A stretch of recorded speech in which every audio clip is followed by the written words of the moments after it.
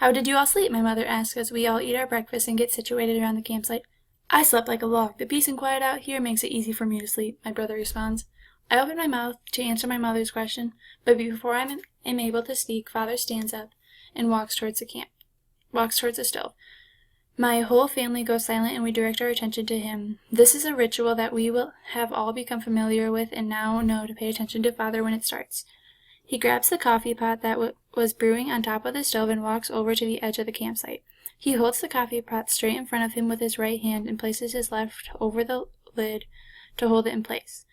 He slowly tips the coffee pot so coffee pours out in a thick brown stream and lands on the ground.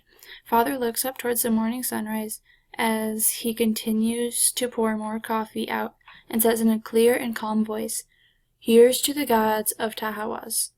After the poured out coffee makes its mark on the land as it creates a trail towards the river, Father pours a cup for himself and for Mother. This is a ritual that I have seen done multiple times throughout my life and have learned that it is something of value to my family. I see it as something that relates us back to our ancestors and is a way for us to give thanks to the land for letting us use it, although I have never been sure of the reasoning behind the pouring of the coffee. "Why do we always pour coffee out during morning ritual?" I asked my father shortly after this morning's ritual was complete. "Is it something that your father had taught you and his father had taught him that connects us to our ancestors?" "No, it just seemed right," Father replied, and when he did, my heart immediately sank a little. I had hoped that this would be a connection that I had to my ancestors, and there was a meaningful reason that we had been practicing it all these years. I stormed away from my father because I was upset with the answer that he had given me. I went to the river and sat on the row of rocks that lined the riverbed. I slipped my shoes off and let my feet dangle in the mucky water that the trail had poured out coffee had merged with that morning. I had been sitting there only a short while when I felt a hand on my shoulder. I turned around to see my father looking at me with a peaceful smile. "You did not let me finish," Father informed me as he sat down on the rocks beside me. The pouring of the coffee started out as a way to get the grounds that were stuck in the spout out before we poured our own cup to drink. Hearing this did not make me any less upset. It was as if he was telling me that everything I have ever known to be true was a lie. I felt like my whole family consisted of frauds.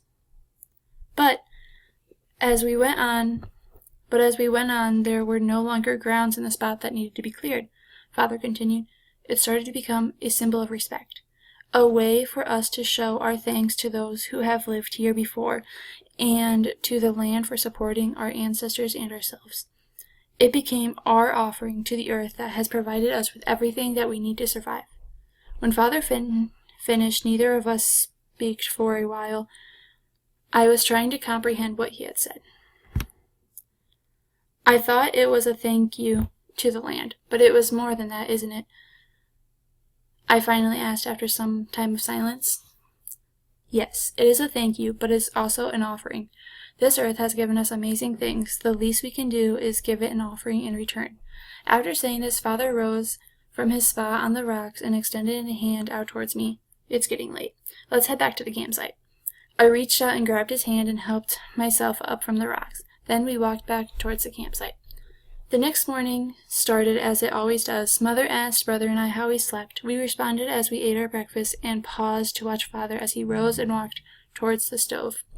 He picked up the coffee pot and began to walk toward the edge of the campsite. Before he reached the edge of this, he stopped to turn and look at Mother, Brother, and I sitting by the stove.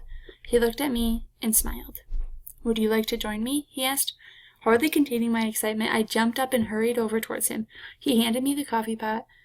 I grabbed it with my right hand and placed my left over the lid, then raised it out in front of me. I began to pour the coffee out of the pot and paused to look at the sun rising in the distance.